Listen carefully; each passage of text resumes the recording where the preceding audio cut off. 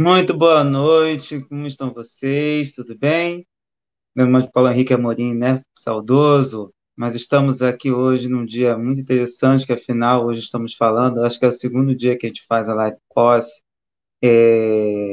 eleição, está todo mundo um pouco mais relaxado, com um semblante um pouco mais leve, e falando aqui, trazendo uma coisa que era uma proposta já há algum tempo, de pegar este mês, não somente para o Seu Mês Zumbi, mas já era uma coisa minha também, de trazer esse tema da negritude de uma forma muito interessante, e não apenas trazendo a questão do componente religioso, mas as diversas formas de espiritualidade que estão envolvidas, e especialmente que me chamava muita atenção, era a obra de Carolina Maria de Jesus. Então, vamos saudando aqui Lili Paz ao 12h10. Olha, gente, como é a ansiedade das pessoas. Aguardando até mais tarde. Boa tarde, bem-vinda. Agora, já mais para cá. Sueli Cainé, boa noite a todos. Boa noite, Margarete. Beto Silva, boa noite, Felipe Margarete, comunidade, dedo no gostei. Kelly Silva Lula, boa noite, Margarete, todos os amigos da live. Edilene Wenzel, boa noite a todos. A Kelly saudando o Beto Silva, é bom todo mundo se colocando aqui. A Maria Carolina Souza da Cruz, boa noite, Maria Carolina. Acho que é a primeira vez que eu vejo o seu nome aqui, também da Kelly e da Edilene. Posso estar enganado, porque afinal a pessoa aqui tem uma memória meio ruim. Gente, agora que eu estou vendo que eu coloquei o negócio errado. Deixa eu colocar aqui. Não sei por que tá desse jeito. Sei lá, acho que tem alguém me boicotando aqui. Bom, como era que ser? Isso, agora sim. Então, continuando aqui. Lília Paz, boa noite a todos. Agora sim, Lília, estamos no horário certo, bem-vinda. Roberto falando com a Kelly. Vacira, boa noite, meu povo, bom estudo para você, Margarete Felipe. Lília Paz saudando Margarete. Ana Tereza Gomes Felipe, boa noite a todos. Joyce Abreu, boa noite. A Ana Tereza saudando Lili. Marisa Ferreira, boa noite, Margarete, amigos do canal. Carmen Barbosa. Ana Tereza saudando Margarete, Marga querida. A Lili falando com a Ana Tereza Gomes. O Guaciro, já está respirável. Viva Lula, com certeza, Guaciro, estamos mais respiráveis. Está mais agora que a transição já começou.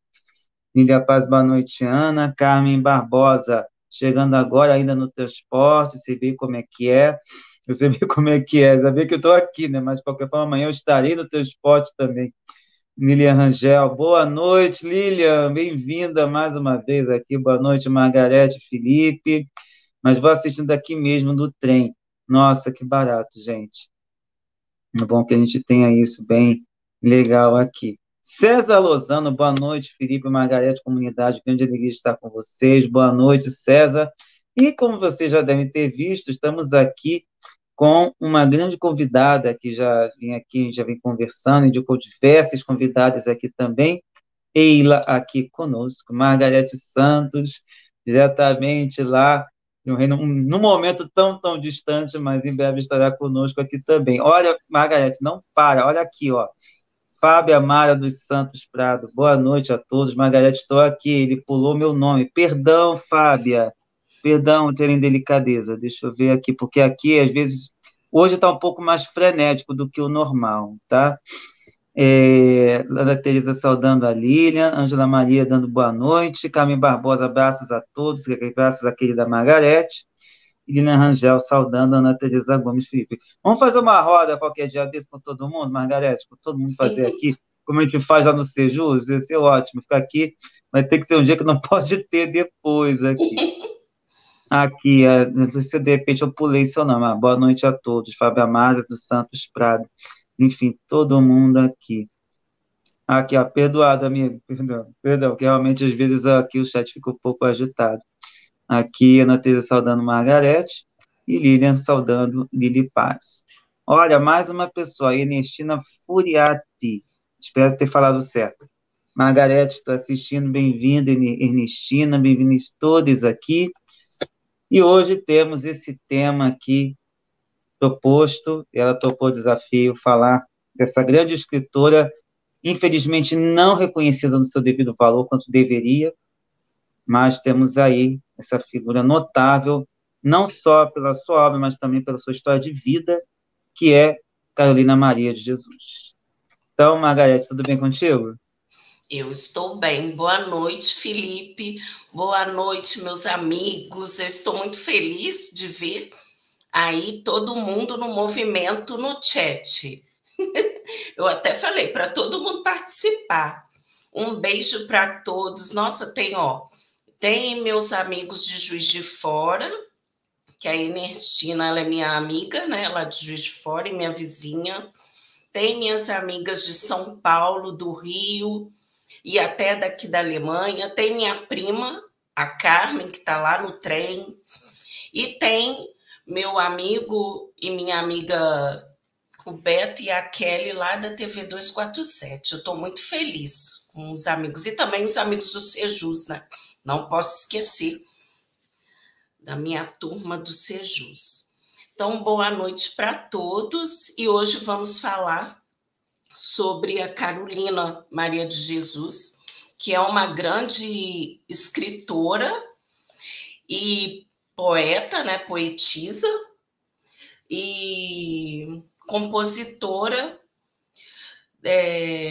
brasileira, mulher negra, periférica e que, infelizmente, no nosso país ela não foi tão reconhecida, principalmente na academia e dentro da literatura, porque a consideravam com uma literatura. Na verdade, nem o texto dela era considerado literário, era considerado mais voltado ao social.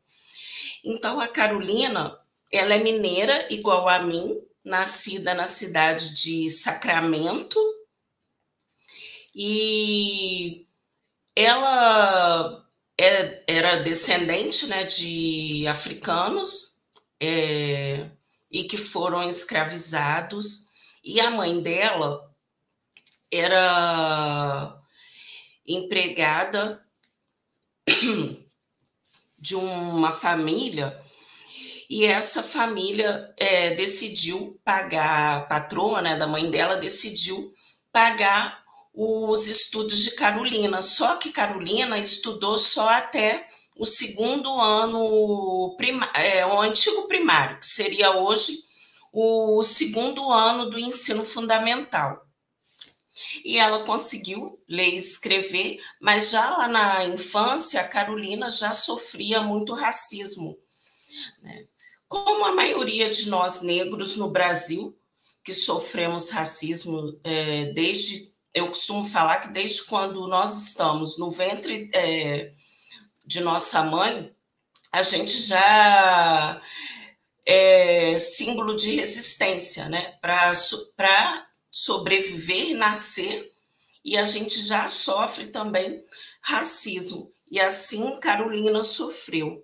Mas aí a mãe dela faleceu em 1937 e Carolina se mudou para São Paulo e ela morou na favela do Canindé, nas margens do rio Tietê. E ela teve 3 filhos, né? O João José, o José Carlos e a Vera Eunice. A Vera Eunice, ela é viva até hoje, até ela tem contato com uma amiga minha, escritora também, e professora, a Rafaela Fernandes, que pesquisa sobre Carolina. E então Carolina começou na vida dela, durante a favela, né, vivendo na favela, ela começou a escrever os diários dela nos cadernos, que às vezes até mesmo ela encontrava no lixo, porque ela era catadora de papel e de ferro e tudo outras coisas que ela encontrava para vender, para sobreviver e conseguir alimento para ela e para os filhos. E aí ela escreveu os diários, e o primeiro livro dela foi O Quarto de Despejo, lançado em 1960, em agosto de 1960. E esse livro, né, foi descoberto pelo jornalista Audálio Dantas, lá em São Paulo. E depois dessas publicações, da publicação do Quarto de Despejo, que foi traduzido para mais de 13 idiomas e publicado em mais de 49 países, até aqui na Alemanha, tem acho que 3 ou 4 publicações do Quarto de Despejo aqui, e é um livro lido dentro das universidades e até em algumas escolas, ao contrário do Brasil, que na década de 60 não era lido no nosso país. Carolina não tinha essa visibilidade que ela já tinha em outros países, como tem até hoje. E depois dessa publicação desse livro dela, desse diário, ela ainda publicou A Casa de Alvenaria, Pedaços de Fome, Diário de Bitita, que era o apelido dela desde a infância, Meu Estranho Diário, que aí foi depois da morte dela, né? E Antologia Pessoal e Provérbios. Eu vou trazer para vocês alguns trechos para a gente conversar sobre o Quarto de Despejo, porque como foi o livro dela que teve mais publicações, né, no mundo, e também é um dos livros mais estudados hoje na academia, né, no Brasil, por a maioria dos acadêmicos negros, que são nós, né, que estudamos Carolina até mesmo dentro da literatura e da antropologia. Então, ela traz no Quarto de Despejo alguns elementos, e o principal elemento, o principal temática é a fome, né? A todo momento, a Carolina, no Quarto de Despejo, ela vem denunciando a fome, tanto a fome que é uma situação imposta para as pessoas que são moradores da favela, né? Quanto aqueles que moram também nas periferias. Aí, alguns escritores dizem que esse livro de Carolina é uma autobiografia, mas nós, da literatura, nós estudiosos negros dentro da literatura, nós costumamos dizer que é uma obra literária contemporânea. Por quê? Dentro dessa obra do Quarto de Despejo, Carolina ela não só traz as questões sociais, mas ela também, dentro dali, ela tem uma criação artística dentro da escrita dela, da narrativa dela. E apesar dela trazer também as questões da memória, mas ela traça um trabalho que ela faz muito linguístico ao escrever, né, ao retratar a realidade dela, e assim a gente pode considerar um texto literário até mesmo porque ela retrata a realidade. E essa realidade ela não é só lá da década de 60, ela hoje é muito atual, depois de 62 anos, no nosso Brasil, que é a questão da fome, né? E até mesmo a questão da cultura e da arte, porque a gente vivia, né? Ainda bem, vivíamos, porque a partir do dia 1º de janeiro, e já agora, já deslumbramos outro cenário para o nosso país. Mas era um cenário em que se odiava, né? A arte, a cultura, a literatura. Então, a Carolina, ela traz também, dentro desse trabalho dela, a questão não somente da experiência da fome, mas também e do pão, mas também da arte. Aí, aqui, quando ela traz essa parte da arte da fome e também do comer, tem uma parte no livro que ela fala assim: a tontura da fome é pior do que a do álcool. A tontura do álcool nos impele a cantar. Ou seja, quando a gente está bebe muito, a gente às vezes não consegue cantar, embora alguns fiquem mais alegres, né, e conseguem cantar, até recitar algum poema, mas aí ela fala, mas a fome nos traz tremer, percebi que é horrível ter só o ar dentro do estômago, comecei a sentir a boca amarga, pensei, já não basta as amarguras da vida. Nessa comparação, quando ela fala da boca amarga e a amargura da vida, dentro dessa expressão, a gente já pode também perceber a questão da literatura contemporânea, não somente da questão da antropologia ou das questões sociais, mas porque se você tem fome e sua boca está amarga porque o estômago está vazio, né? Só ali de ar, a vida para a gente também não tem muito sentido, né? Não tem muitas cores, não tem muita, como ela fala lá da questão de impelir a cantar, né? Se você está bêbado, consome o álcool, e é o mesmo da questão da fome, né? Se você tem fome, você não tem como ver a vida de uma outra forma, senão o do sofrimento, né? E da dor. Aí ela fala, né, que ela um dia ela resolveu comer e viu o céu, as árvores, isso no pensamento dela, e que as aves, tudo amarelo, depois comi e tudo normalizou-se aos meus olhos. Aí, no livro, na passagem, ela sempre trata da questão da cor amarela, e também do negro. Aí, da cor amarela, quando ela fala, é a retratação da fome, porque não tem cor. Se você tem comida, tem uma casa com uma estrutura boa, a sua vida, até o cenário mesmo, a gente pode até ver no cinema, né, que tem mais cor. O trabalho das luzes no cinema, a gente pode até perceber isso, e até nas novelas. Se é alguma cena que demonstra alguma situação de dor, de sofrimento, ou de ódio, né, ou até de suspense, eles colocam geralmente uma luz amarela. Agora, se é uma situação de êxtase, de alegria, a luz ela já é mais clara, para até mesmo determinar as cores. Até nisso, a Carolina ela traz no livro dela.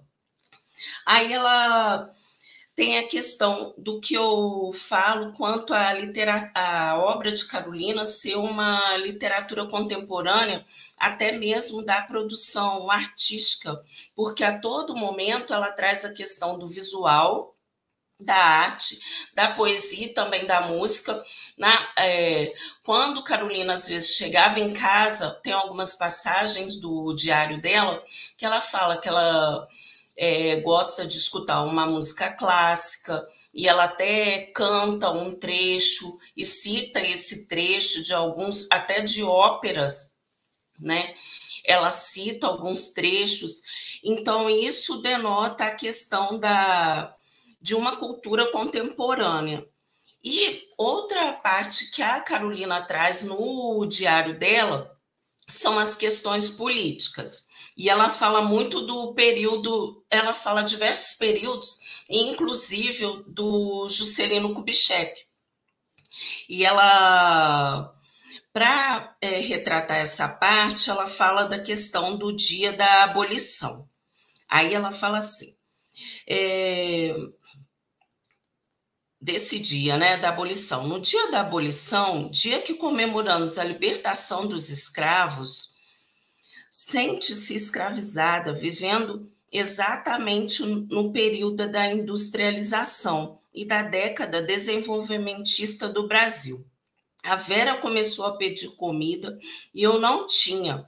Era a reprise do espetáculo. E assim, no dia 13 de maio de 1958, eu lutava contra a escravatura atual, a fome, Quer dizer, ela trouxe esse recorte histórico da questão da abolição da escravatura e da escravatura, mas ela fala como que pode um país tão industrializado, que até mesmo o Juscelino ele fala, né, acho que era o tema, né, da campanha dele, 50 anos em 5, uma coisa assim, de terem muitas rodovias e industrializar o país, né?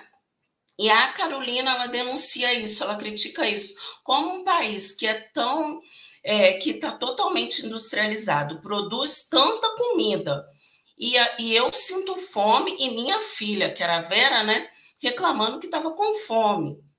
Então, ela não compreendia isso. E essa parte é uma crítica que ela faz com relação aos políticos. E tem outras passagens que ela até fala, que ela vai lá na Câmara dos Deputados e que os pobres contestam porque não há projeto nenhum para que beneficie os favelados. E aí, nessa crítica que ela faz, ela também faz com relação à democracia, que é uma palavra que hoje no Brasil a gente tanto em voga, né? Que a gente tanto fala e que se luta com relação a manter, né, a nossa democracia. Aí a Carolina fala: no nosso país tudo está enfraquecendo, o dinheiro é fraco, a democracia é fraca e os políticos fraquíssimos. Olha como é atual, isso década de 60, 62 anos após a escrita desse diário. E Carolina traz essa questão da nossa democracia, falando da questão dos políticos, de que muitos não têm um projeto que beneficie as pessoas da favela, e principalmente com relação à questão da fome, né? E é o que aí tem uma parte que a Carolina, até nessa parte que ela vai falando, né, dessa crítica, ela traz uma cena de um menino que ela viu na rua comendo um pedaço de carne no lixo. E quando eu até reli essa parte no livro, eu me lembrei da cena que nós tivemos no ano passado em Fortaleza, das pessoas em cima da caçamba do caminhão de lixo no Brasil para pegar osso ou pelanca de carne, né?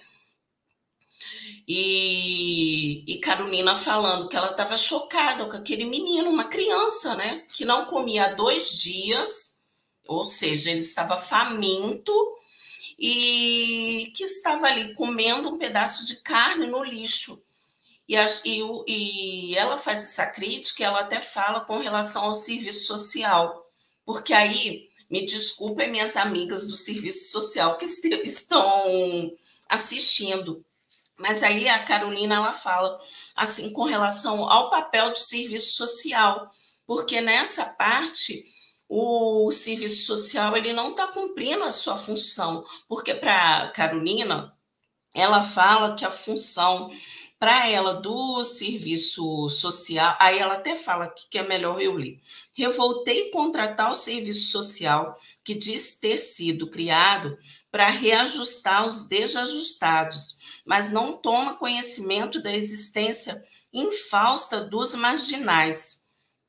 Ou seja, ela está tão indignada porque o serviço social era para colocar no eixo o que não se encontra em ordem, né, com relação a essas pessoas que estão com fome, que estão sem moradia digna, porque a Carolina morava lá no Canindé, o barraco dela era de placa, né, de pedaço de madeira, que ela recolhia e ela construiu. E assim todos os outros barracos eram construídos assim.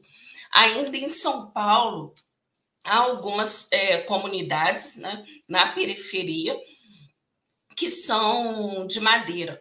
E às vezes acontecem alguns acidentes elétricos que pegam fogo, ou por causa de vela, né, lamparina, e pegam fogo e acaba pegando fogo em toda a comunidade. E aí a Carolina, ela fala dessa questão do serviço social, da atuação do serviço social, e ela ainda reclama do Palácio, né, do governo e da Assembleia Legislativa. E ela fala que, que esses três estão no purgatório, enquanto o pessoal da favela está no inferno. Eu vou beber meu chá, gente, desculpa. Fica à vontade, Margarete. Ah. Fica à vontade. Aí eu fiquei pensando muito dessas três instituições que Carolina questiona e a atuação delas atualmente, né, no nosso país. Se mudou ou se não, e é para a gente pensar se essas três instâncias, essas três instituições, elas, qual foi a atuação delas durante esses 4 anos de governo de extrema-direita que nós tivemos no Brasil, com relação às pessoas que são periféricas, né? Principalmente o trabalhador, e que sua maioria é negro. Aí agora, para a gente relaxar um pouco, eu trouxe a conexão da Carolina com a natureza e com Deus. Em diversas passagens do livro, a Carolina ela fala muito em Deus. Ela fala que vai acender uma vela para um determinado santo, e tem a missa na favela, que até ela fala do Frei Luiz, que ele sempre está lá para rezar a missa, tem o terço, tem também a comemoração de Nossa Senhora, que aí Nossa Senhora fica em cada barraco, né? Toda semana, e lá se reza o terço. E ela traz também alguns aspectos da cultura afro-brasileira, né? Algumas menções de alguns ritos que tem até mesmo, que a gente traz, né?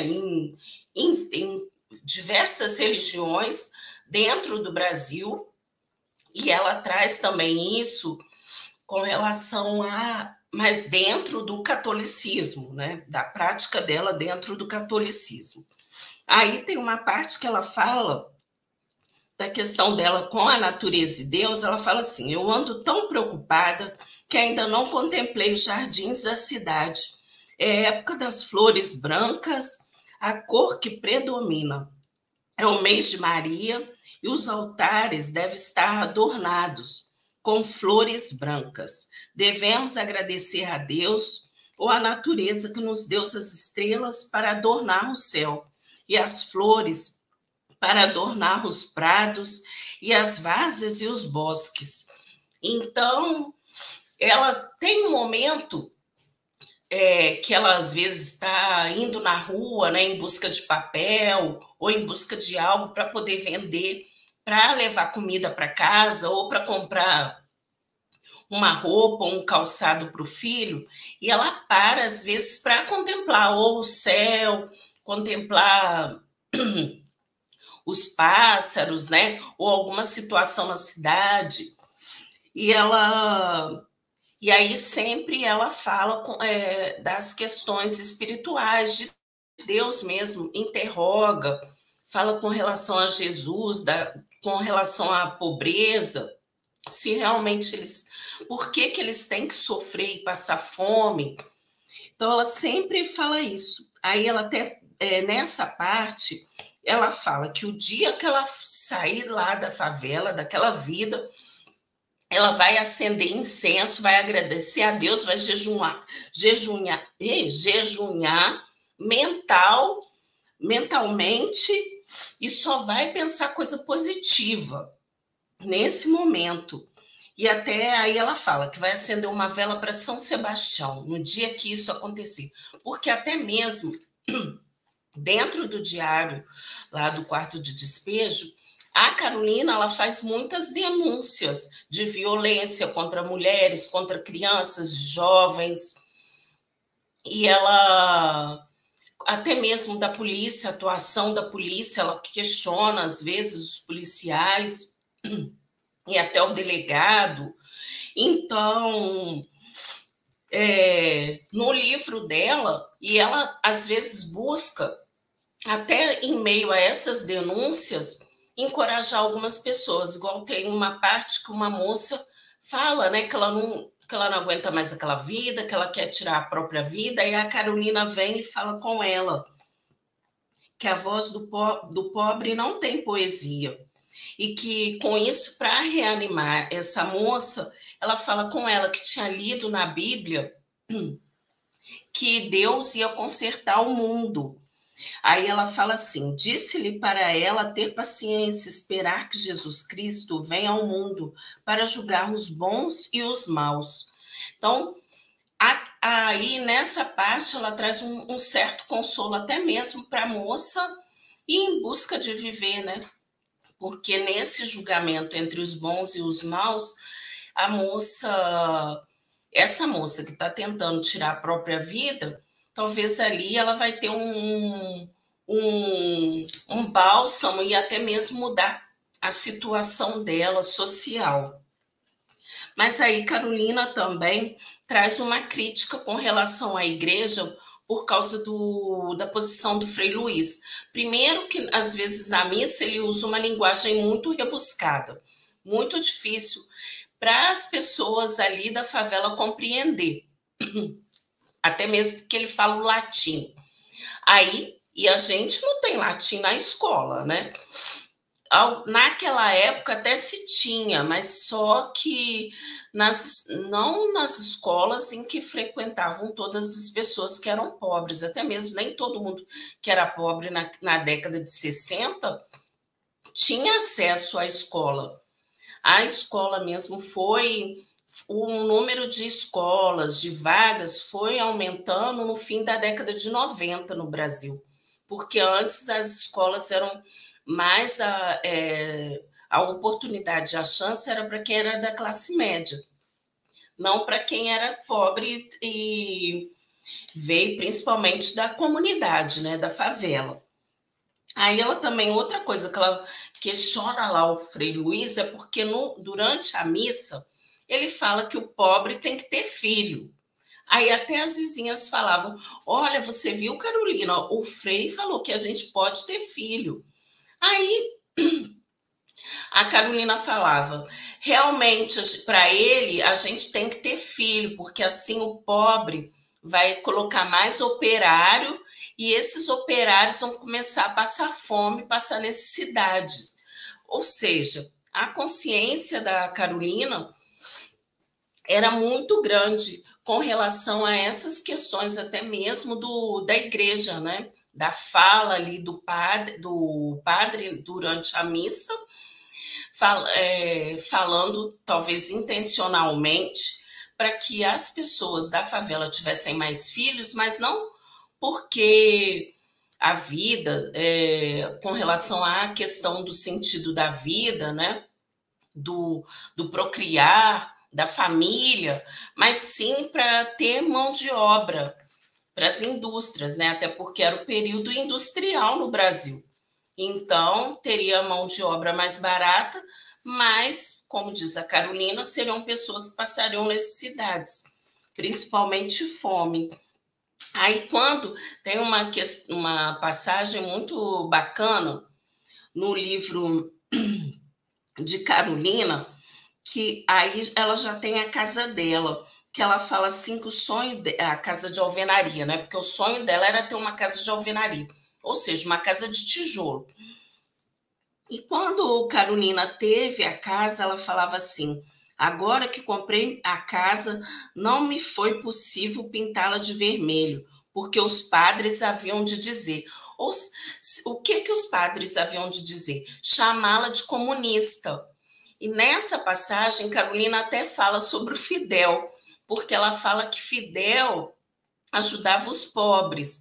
E como ela ela questionava, né, denunciava a pobreza, a miséria, e ela ali tinha conseguido a casa dela e ainda fosse pintar a casa de vermelho, e aí ela até fala que queria também um túmulo vermelho.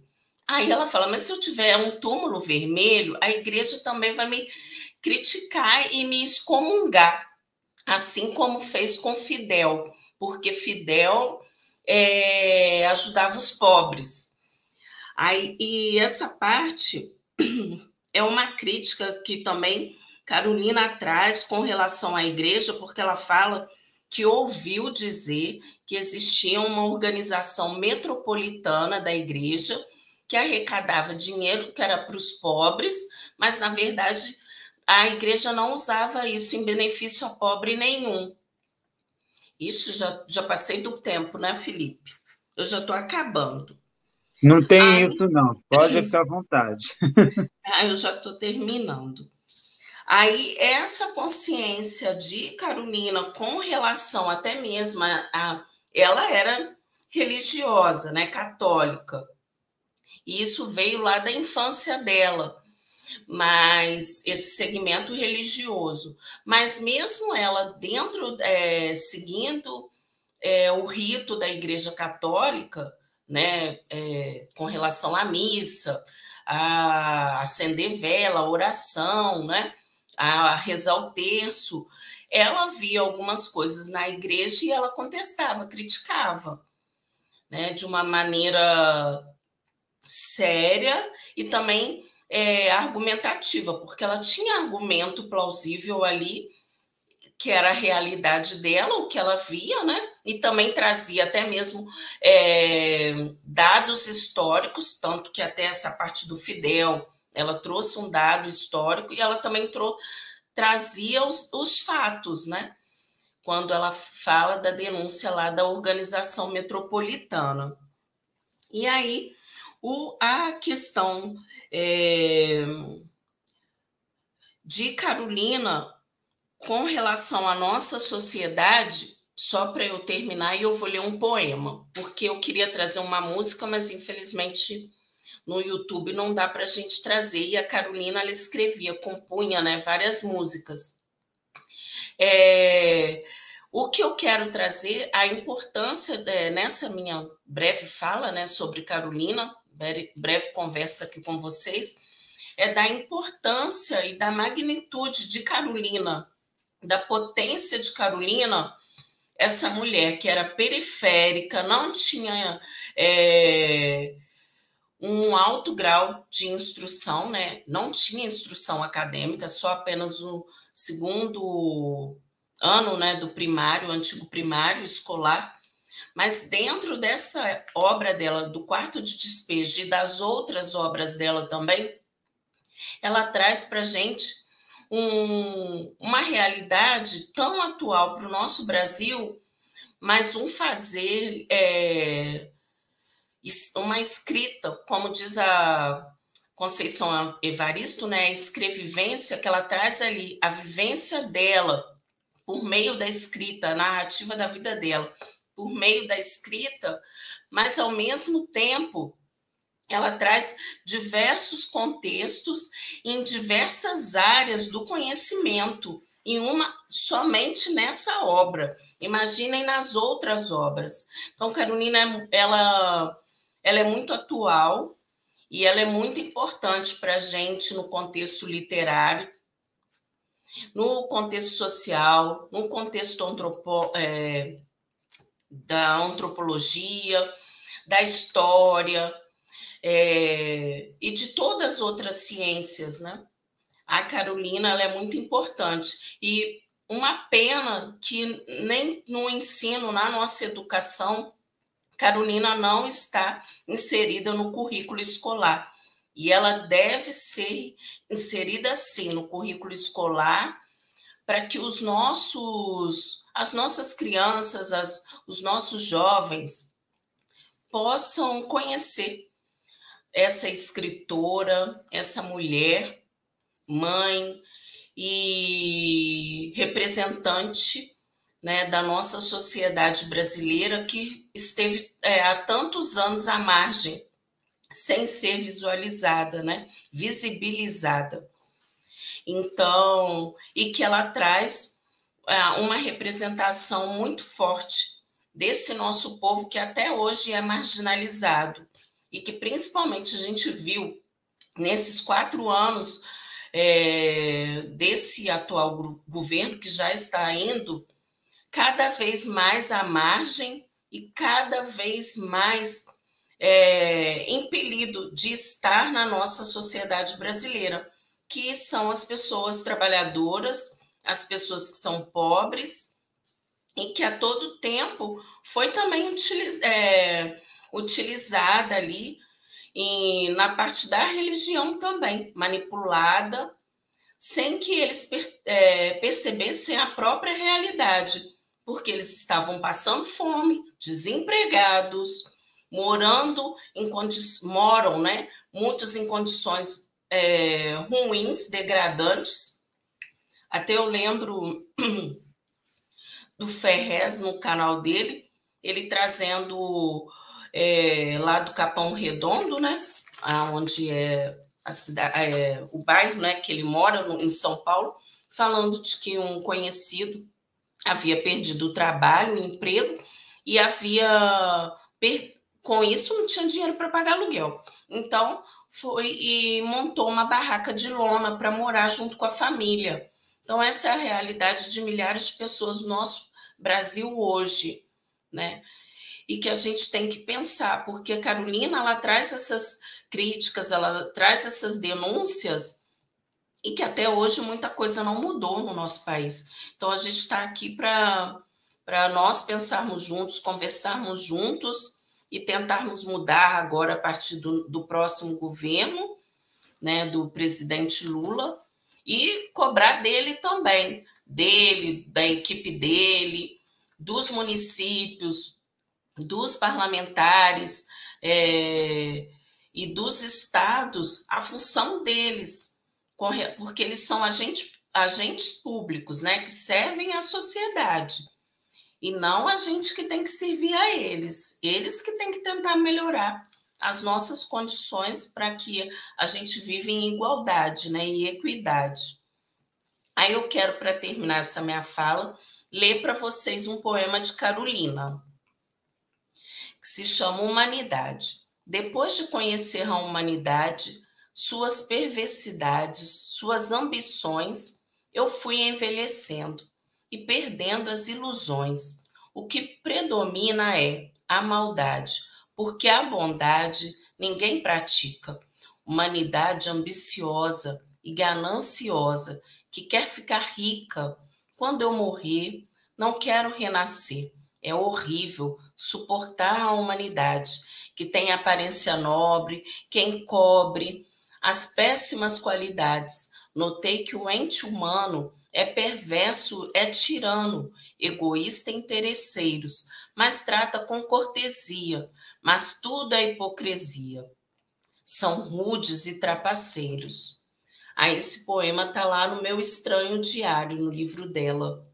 Então, que possamos pensar uma outra humanidade, né? Que sejamos uma outra humanidade, uma humanidade acolhedora, de afeto, que respeita a todos, né? E também a natureza, os animais, né? A flora, os nossos povos indígenas e quilombolas. Então, que possamos ser mais humanos. É o que eu trago para vocês de Carolina. Olha, Margarete, que show.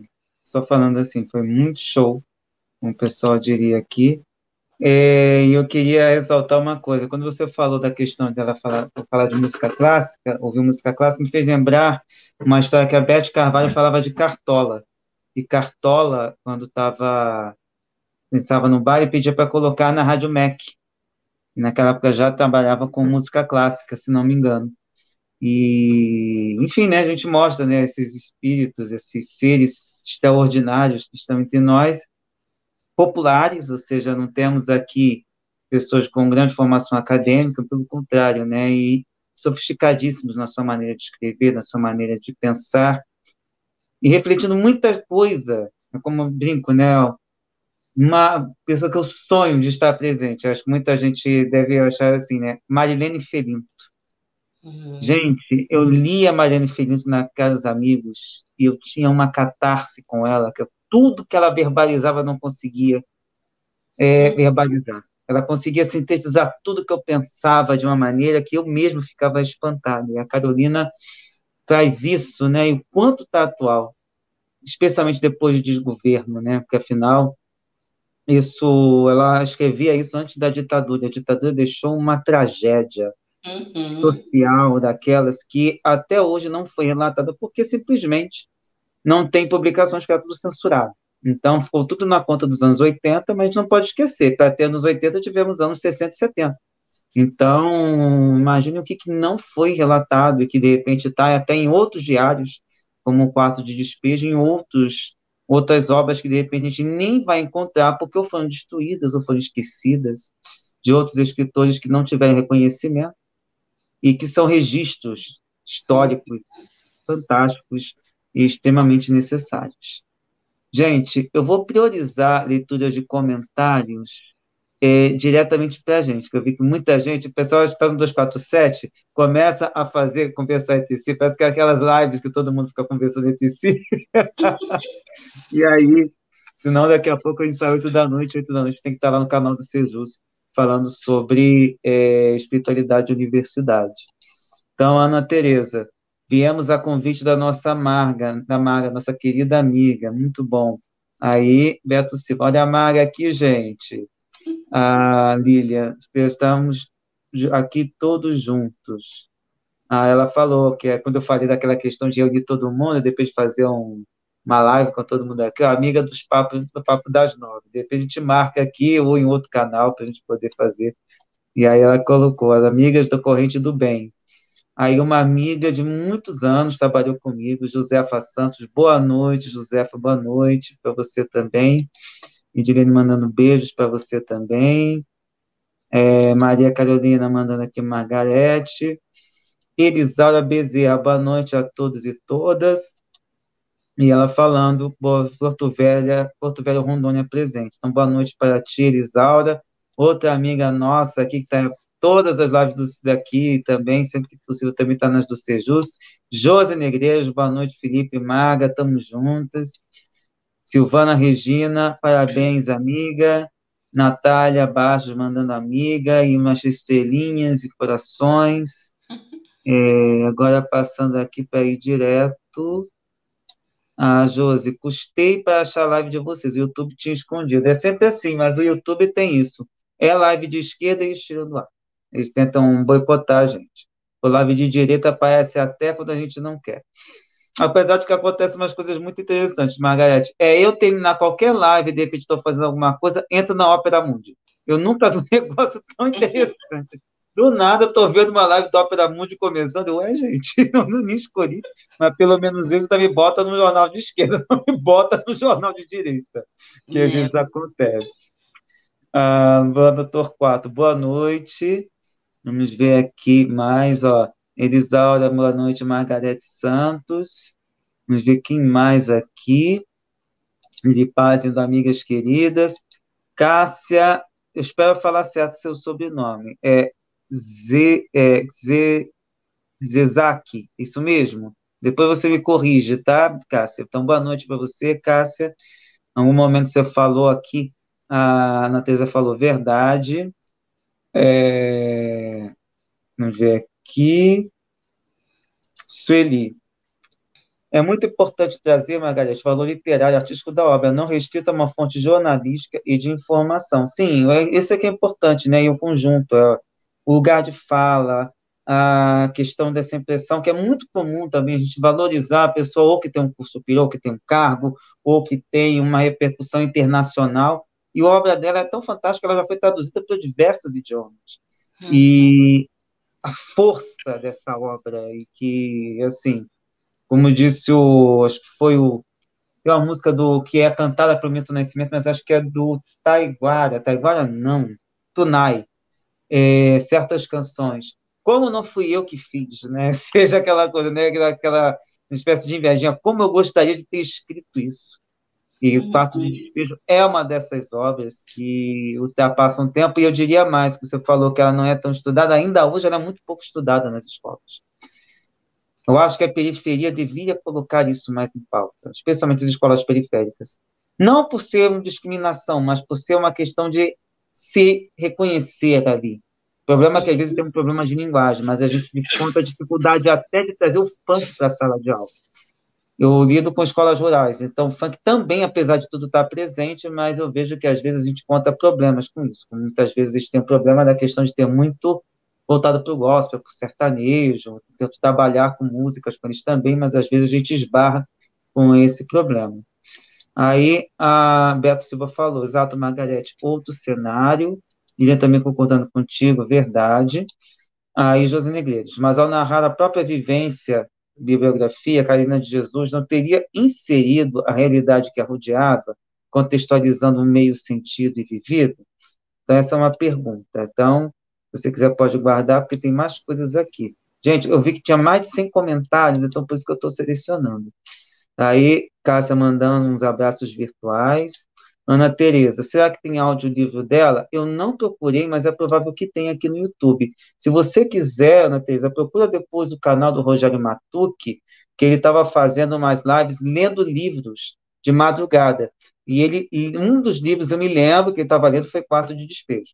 Então, acho que vale a pena procurar, que é uma obra fantástica, eu acho que merece todo o nosso apoio e nossa leitura. Lilian, quando se tem fome, não há uma variedade de cores. Aí a Fábia coloca aqui: a tontura da fome é pior que a do álcool. A tontura do álcool nos impele a cantar, mas a da fome nos faz tremer.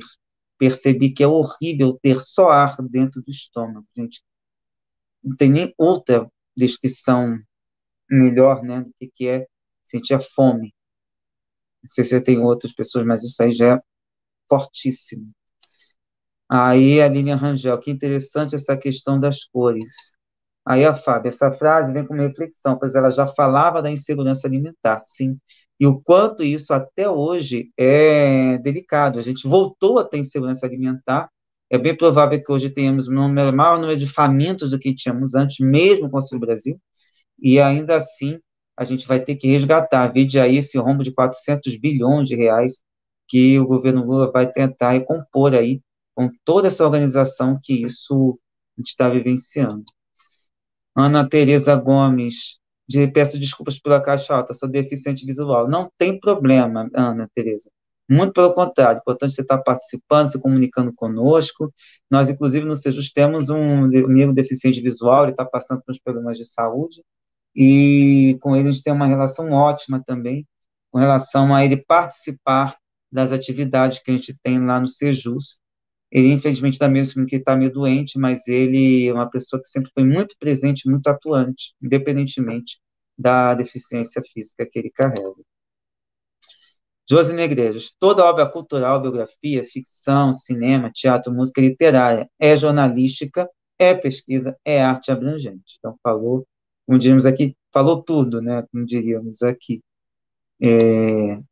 Cássia, esqueci de colocar o emoji junto com os nomes das amigas. Bom, não se preocupe com isso. A Elisaura colocou aqui, provavelmente naquele momento que você estava falando das questões da insegurança alimentar, da assistência social, mas aí falando de Juscelino, Lilian Rangel, foi 5 anos em 5, período desenvolvimentista. Foi o período do começo da remoção das favelas. E aqui no Rio de Janeiro, principalmente, a gente tem um caso delicado, né, que foi o período do Carlos Lacerda como governador da capital, né, no antigo estado da Guanabara.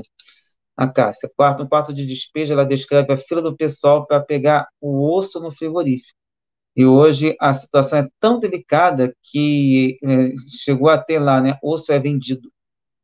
Ou seja, um absurdo que a gente estava acontecendo aqui no Brasil nos últimos tempos. Lilian Rangel, não há uma inserção da favela no núcleo urbano, parece um mundo paralelo. Sim, isso é muito forte e é muito difícil. E assim, aqui, eu moro em Teresópolis, e aqui tem uma separação tremenda entre o bairro Araras e o bairro São Pedro, que é a maior comunidade do interior do estado do Rio de Janeiro. E é muito semelhante ao que acontece da Gávea para a Rocinha. Você vê nitidamente a divisão das casas, das mansões, para a comunidade começando. É uma coisa assim, que grita, aquele grito silencioso, só vê a diferença ali exposta e evidente que você fica assim, meu Deus, como isso é possível? Chega a ser mais aterrorizante até do que aquela foto que circula já bastante nas redes sociais, as varandas gourmet, né, se é que pode dizer, mas aquelas piscinas que é para cada apartamento, e do lado a favela, se não me engano, Paraisópolis. Não tenho certeza, mas São Paulo eu não conheço tão bem a geografia, mas que é uma foto que circula. Aí a Lilian coloca aqui também, foi esse ano, amiga. Infelizmente nada mudou. Infelizmente eu não lembro do que ela estava falando, mas de qualquer forma a Margareth deve lembrar de alguma coisa que você mencionou. Pode falar. Seu Foi microfone está fechado. do que aconteceu lá em Fortaleza, da caçamba do lixo. Isso mesmo. Foi isso mesmo. Ana Abraão, boa noite, chegando atrasada. Não tem problema, chegando aqui é igual coração de mãe. A gente vai abrindo aqui, todo mundo vai entrando aqui para conversar conosco. Feliz em ver a participação da minha querida amiga Margarete. Aí, o Beto Silva, Margarete Felipe, vale ver o documentário Ilha das Flores, meio antigo, mas muito verdadeiro e atual. Beto, eu sempre que posso passo para os meus alunos Ilha das Flores. Uhum. A única coisa delicada é que o meu evangélico, lá está escrito assim, Deus não existe. Aí eu tenho que tomar o maior cuidado, que uma vez eu passei, não tinha reparado, gente. Aquilo ali eu fiquei, meu Deus do céu.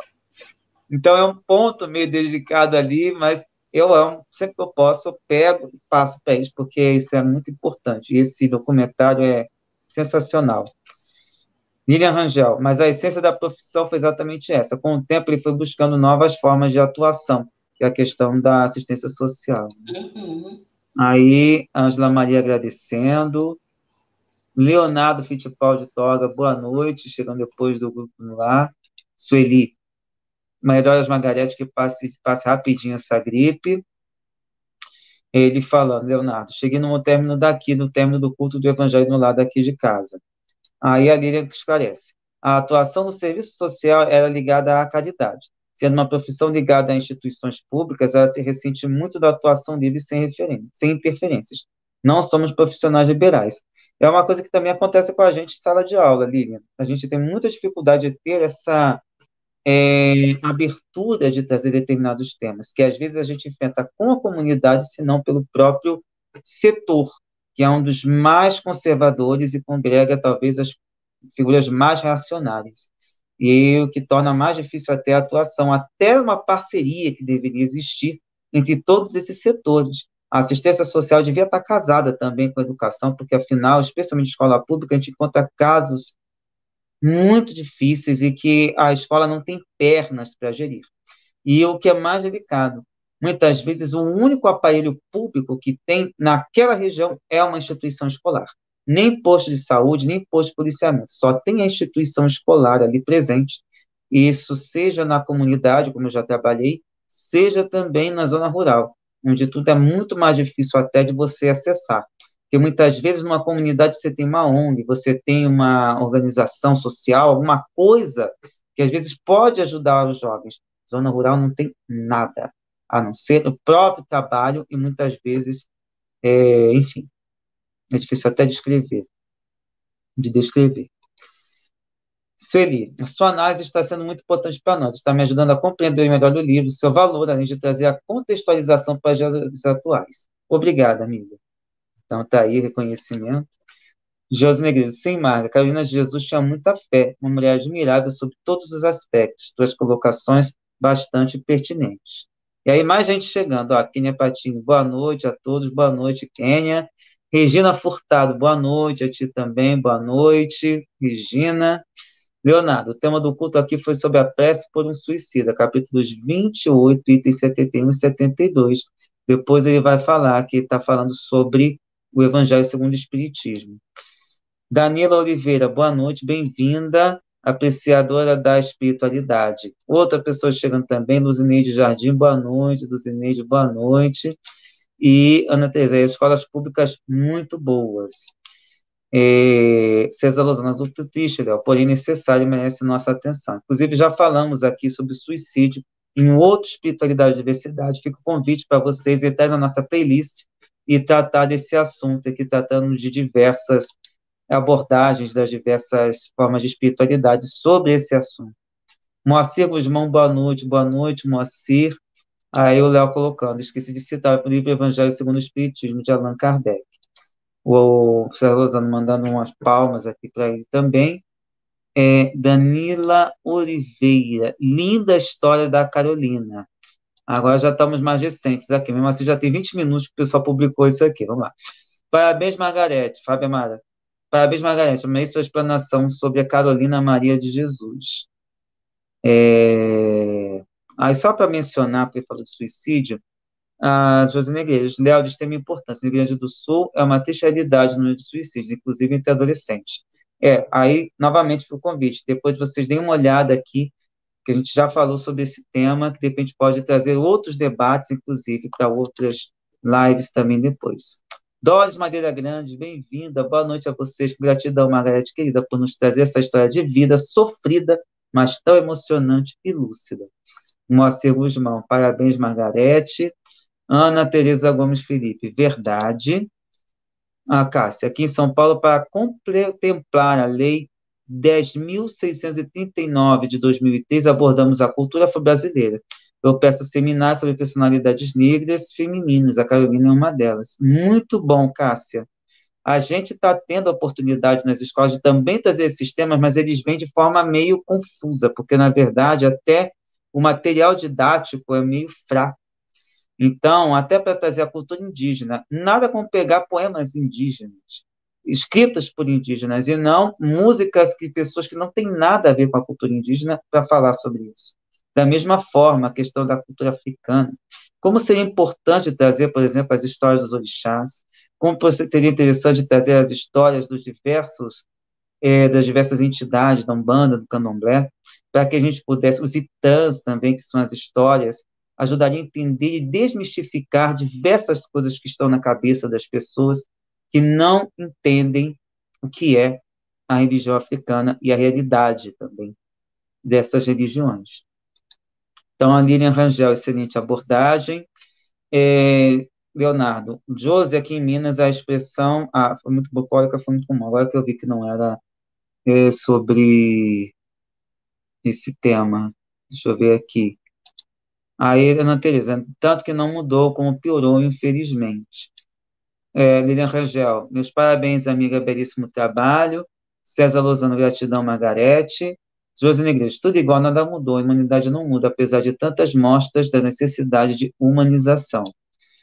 Ana Abraão, parabéns, Margarete, brilhante exposição. Doris, verdade, Beto Silva das Flores, realidade chocante, absurda. Cássia, parabéns, Margarete. Lília Paz, adorei, não sabia sobre a história e vida dela.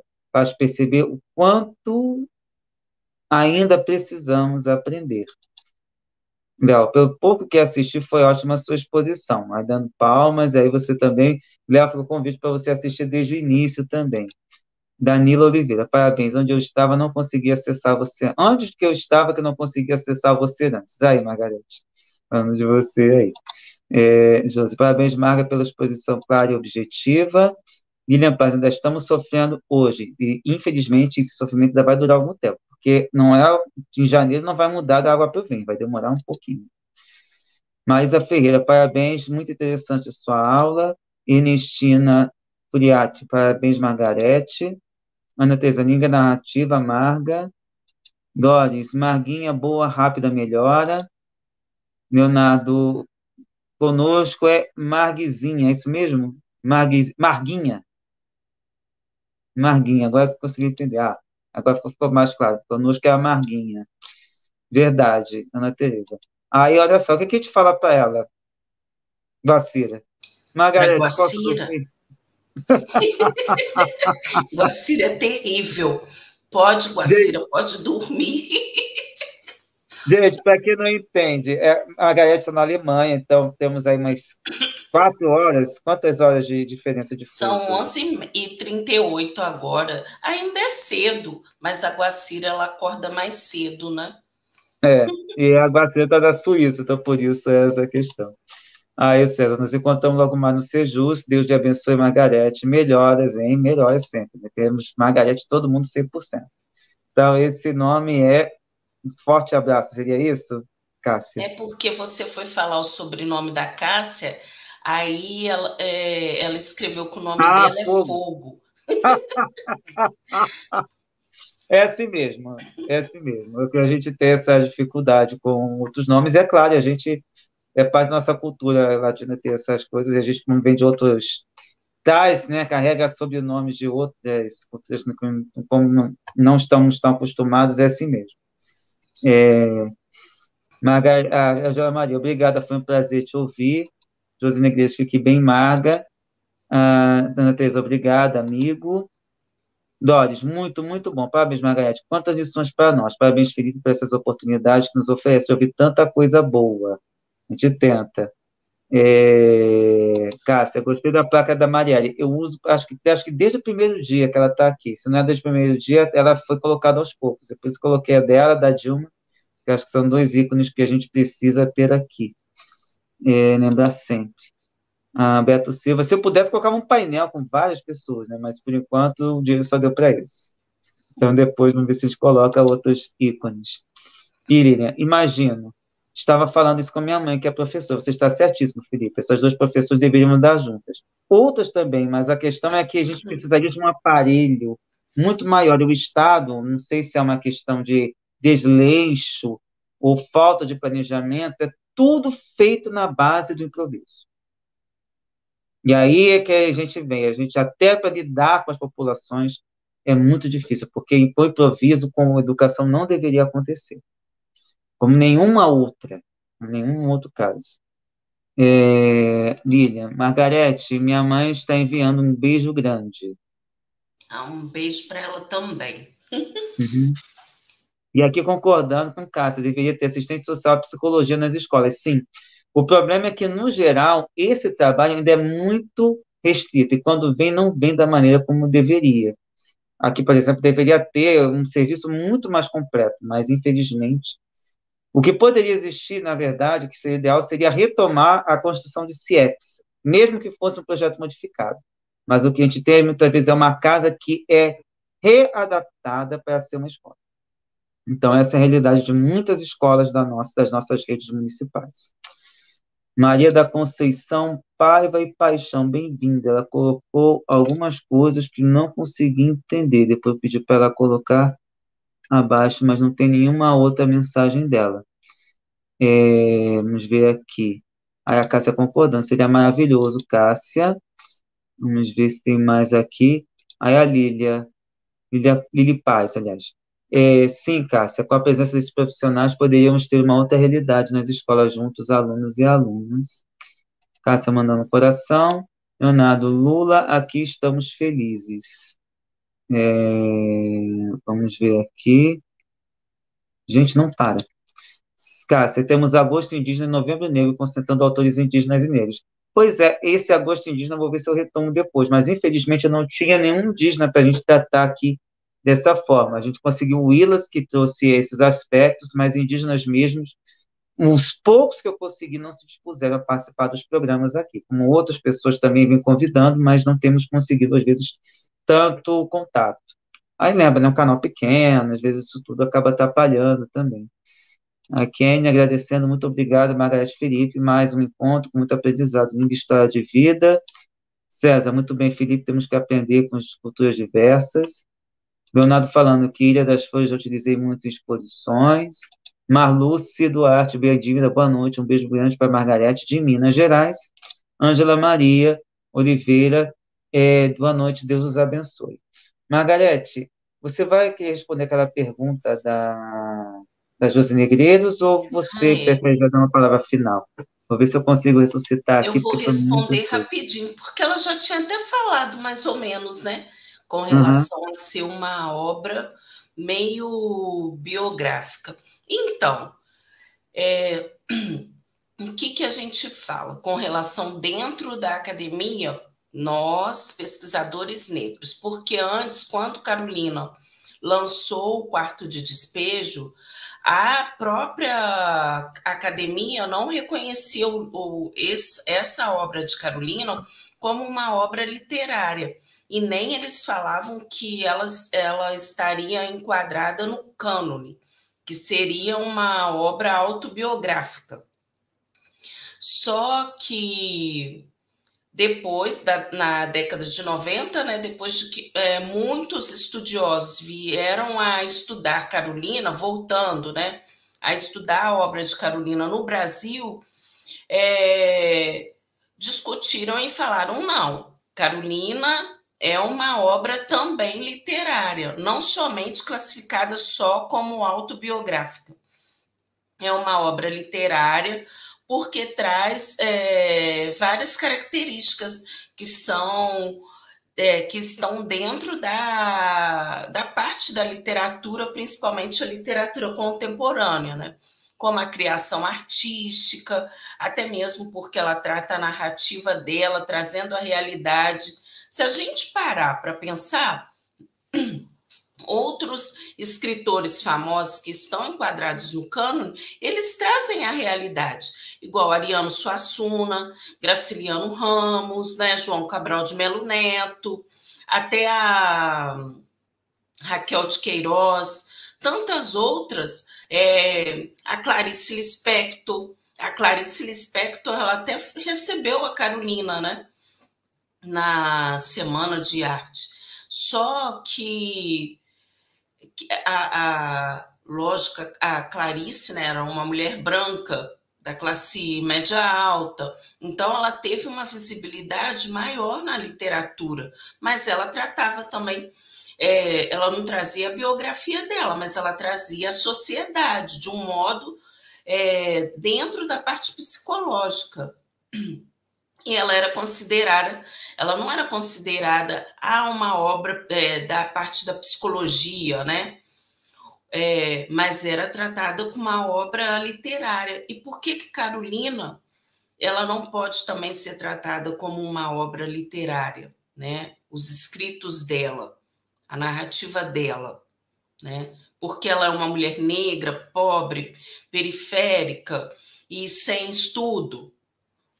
É isso que a gente questiona, né? Nós, mulheres negras, ou os homens negros, escritores e pesquisadores, porque a obra de Carolina ela tem todo o aspecto literário, tanto o Quarto de Despejo como outras obras dela também. Então, ela é uma escritora, sim, ela é uma poetisa, ela é uma compositora, né? Não Muito sei se eu te bom. respondi, Josi. Agora eu vou despedir, né? Porque já passou da hora. Eu agradeço, Felipe, o convite, o espaço. Agradeço também ao Mauro pelo canal. E a todos os meus amigos que estiveram aqui presentes, contribuindo com essa nossa conversa, né? E que a gente não...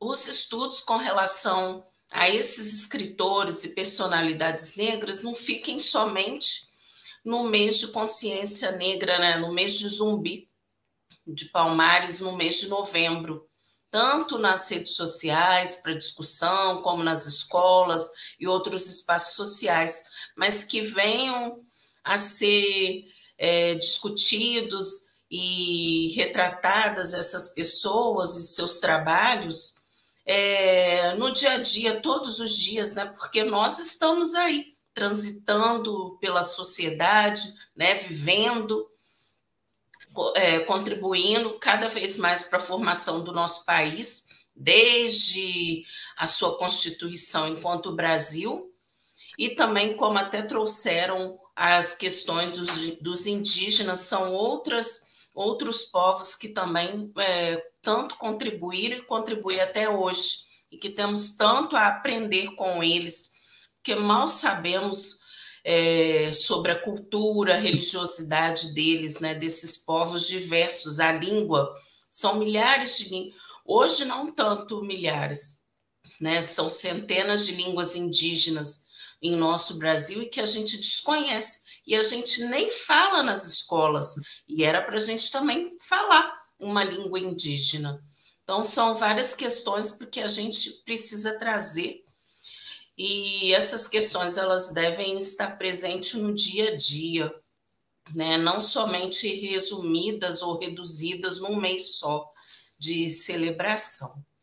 Então, um abraço forte para todos e para quem também depois vai chegar e assistir, que possam gostar e lerem Carolina, né? E falarem para outras pessoas sobre ela, né? E que existem várias Carolinas em nosso Brasil e também no mundo. Então, que ela resiste até hoje, assim como Marielle e tantas outras. Muito bom. Estava aqui fazendo os ajustes para a próxima aqui, ó.